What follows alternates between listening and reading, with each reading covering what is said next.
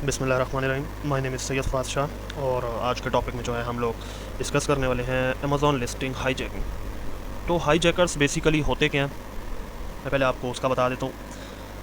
An Amazon listing hijacking is what happens when another seller claims to offer the same product as you. The seller adds their product to your listing so buyers can see there are multiple sellers. इसका मतलब यह है कि जो seller होता है वो claim करता है कि मैंने भी ये प्रोडक्ट बेचनी है जो कि बिल्कुल आपके जैसी प्रोडक्ट है, लेकिन आपकी प्रोडक्ट जैसी ना तो उसकी क्वालिटी है और ना ही प्राइस आपकी प्रोडक्ट जितनी होती है। ठीक है, आप कह सकते हैं कि ये जाली प्रोडक्ट होती है और जो कि उसने कम प्राइस में बनवाई होती है और वो आकर आपकी लिस्टिंग के अंदर जो है वो अपनी प्रोडक्ट, क्योंकि देखें अमेज़ॉन जो है वो, क्योंकि अब देखिए सेलर है वो आएगा, वो आकर बोलेगा कि यार मैं भी ये प्रोडक्ट बेचना चाहता हूँ, तो अमेज़ॉन उसको कभी भी मना नहीं करेगा। अमेज़ॉन बोलेगा कि यार हाँ तुम बेचना चाहते हो, बिल्कुल तुम भी बेचो, ठीक है।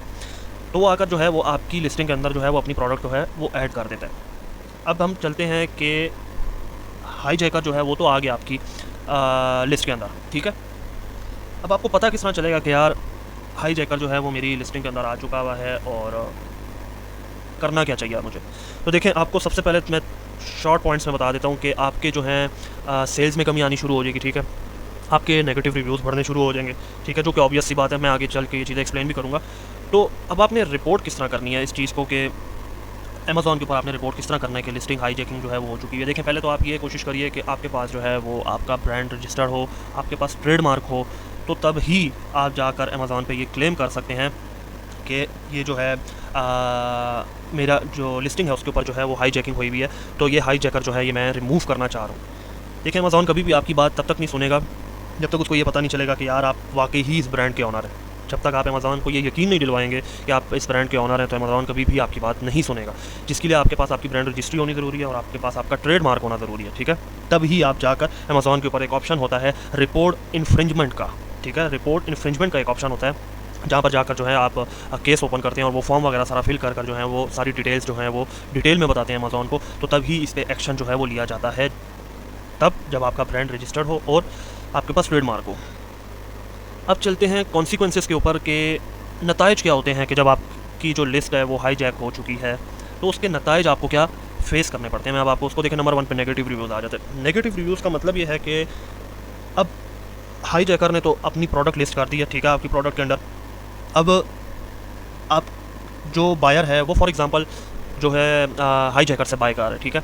तो जो रिव्यूज़ आ रहे हैं हाईजैकर के प्रोडक्ट के ऊपर जो कि नेगेटिव रिव्यूज़ होंगे ऑब्वियसली, क्योंकि उसने आपसे कम क्वालिटी की प्रोडक्ट बनाई हुई है, कम पैसों की बनाई हुई है, तो लोग ज़्यादातर ऑब्वियसली प्रेफर करेंगे कि हम उस हाईजैकर से बाय करें, क्यों, क्योंकि उसकी प्राइस लो होगी।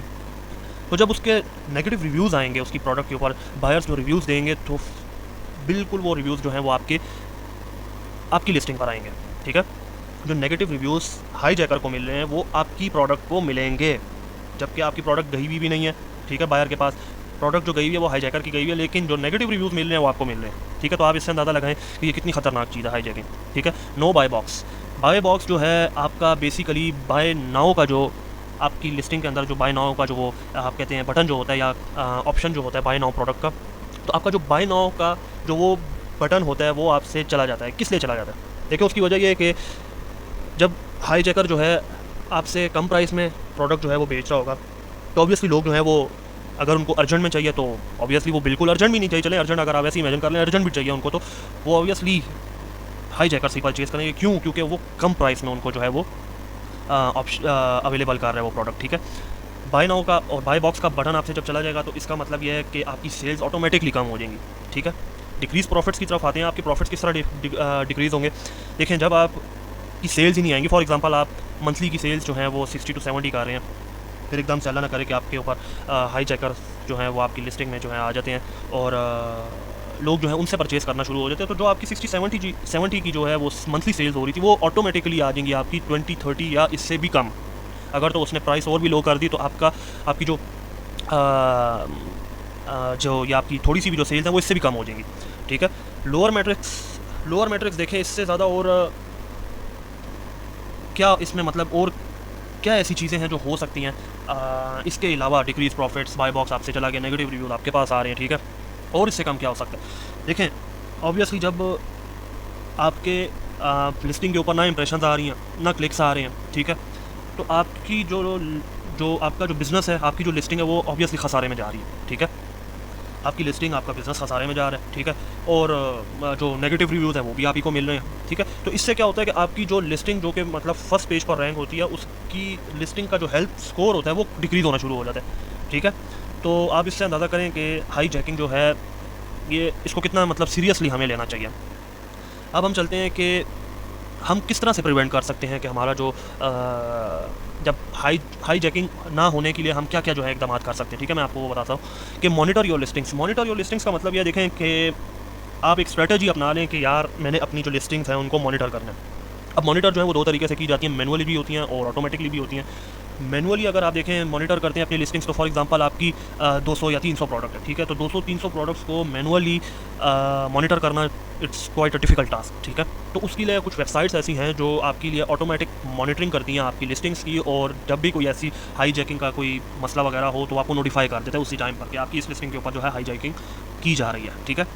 Make your branding clear. Number 2, make your branding clear का मतलब ये देखें कि आप अपनी प्रोडक्ट के ऊपर और अपने जो आप पैकेजिंग होती है उसके ऊपर अपना जो ये ब्रांड का लोगो होता है ना वो क्लियर करके रखें, ठीक है। और कुछ ऐसी छोटी छोटी चीज़ें जो हैं वो अपने प्रोडक्ट की पिक्चर्स या लोगो के अंदर या आप पैकिंग के ऊपर कोई ऐसी छोटी चीज़ें ऐड करें कि जो हाईजैकर के लिए कॉपी करना मुश्किल हो जाए, ठीक है। इसके अलावा आप और क्या कर सकते हैं, आप अपने डिस्क्रिप्शन में कुछ ऐसे नोट्स डाल सकते हैं कि जिससे आपके बायर्स को पता चल जाएगा कि यार जो ओरिजिनल सेलर है उसका, तो उसकी जो लिस्ट है उसके अंदर ये नोट्स जो है वो अवेलेबल होना चाहिए, ठीक है। तो इससे इन सारे पॉइंट्स से जो हाई जैकर के लिए मसले हो जाते हैं वो एक एक चीज़ को फिर कॉपी नहीं कर सकता आपकी, ठीक है। अच्छा, नेक्स्ट हम आ जाते हैं नंबर 3 पॉइंट के ऊपर, join the Amazon brand registry. देखें, ब्रांड रजिस्ट्री को आप अपनी प्रायोरिटी बनाइए। आप कोशिश करिए कि ब्रांड रजिस्ट्री के लिए जितना जल्दी अप्लाई कर सकते हैं आप करें, ठीक है। नंबर 4 आपका ऑब्टेन अ ट्रेडमार्क। जिस तरह आपकी ब्रांड रजिस्ट्री इंपॉर्टेंट है उसी तरह आपका ट्रेडमार्क भी इंपॉर्टेंट है, ठीक है। फॉर एग्जांपल आप ब्रांड रजिस्ट्री के लिए अप्लाई करते हैं तो आपका ऑब्वियसली टाइम लगता है, ठीक है। यूएस में आपका ऑलमोस्ट 1 मंथ तक लग जाता है, यूके में आपके 2 to 3 मंथ्स या 4 मंथ्स लग जाते हैं, ठीक है। तो अगर आपकी लिस्ट जो है वो फॉर एग्जांपल हाईजैक हो चुकी है तो आप केस ओपन करना चाह रहे हैं अमेज़ॉन के ऊपर, तो आप थ्रू अपना ट्रेडमार्क केस ओपन कर सकते हैं कि अमेज़ॉन को पता हो कि यार यही इस ब्रांड का जो है ऑनर है, इसके पास ट्रेडमार्क अवेलेबल है। तो आप इससे अंदाज़ा कर लें कि ट्रेडमार्क जो है वो कितना ज़रूरी है। नेक्स्ट हम आ जाते हैं नंबर 5 पॉइंट के ऊपर, सेटअप अ वेबसाइट। देखिए, फॉर एग्जांपल आपकी कोई वेबसाइट है और आपसे कस्टमर जो है वो परचेजिंग कर रहा है, या बायर्स जो हैं वो आपसे परचेजिंग आपकी थ्रू वेबसाइट्स चल रही है। बाद में आपके बायर्स जो हैं वो अमेज़ॉन के ऊपर आकर जो है आपसे परचेजिंग वगैरह करते हैं, तो आपके बायर्स को ये पता होगा कि यार मुझे इस ब्रांड की तरफ से जो चीज़ मिलती है वो कैसी मिलती है, ठीक है। फॉर एग्जांपल अगर वो किसी हाईजैकर से भी परचेज़ कर लेते हैं तो उनको ये पता होगा कि यार ये वेबसाइट जो है ये ऐसी चीज़ कभी नहीं बेचती, ठीक है। ये एक प्लस पॉइंट आपको मिल गया। तो उन जो आपका जो बायर होगा वो फिर फ़ौरन ही वो जो प्रोडक्ट उसने परचेज़ की होगी वो वापस करने के लिए जो है वो उससे कॉन्टैक्ट करेगा, ठीक है, जो कि आपको ऑब्वियसली हाईजैकर होगा। तो आप इससे अंदाज़ा करें कि वेबसाइट जो है कितनी ज़रूरी है आपके लिए। और दूसरी बात, वेबसाइट के ऊपर जो है आपके हाईजैकिंग के जो ये मसले हैं ये बिल्कुल नहीं होते, ठीक है, एज़ कम्पेयर टू अमेज़ॉन। तो कोशिश करिए कि अपनी एक वेबसाइट बनाएं, वेबसाइट के थ्रू भी आप अपनी एक जो है वो सेलिंग का तरीका एक बनाएं, ठीक है। और ताकि जब आपका जो बायर है वो जब आपके पास अमेज़ॉन के ऊपर आए तो उसको ये पता हो कि यार ये वेबसाइट जो है ये कभी भी कोई ऐसी जाली चीज़ जो है वो नहीं बेचती, ठीक है। और इसी के साथ हम यहाँ पर एंड करते हैं अपनी आज का टॉपिक को। आई होप आप सबको काफ़ी क्लियरली समझ आ गया होगा कि हाई जैकिंग जो है वो होती क्या है, कहते किसको हैं, और इसको हम ओवरकम किस तरह कर सकते हैं, ठीक है। तो आई होप आपको सब चीज़ें जो है वो अच्छे से समझ आ गई होंगी। इंशाल्लाह नेक्स्ट वीडियो में मुलाकात करते हैं फिर। अपना बहुत सारा तब तक के लिए ख्याल रखिएगा। अल्लाह हाफ़िज़।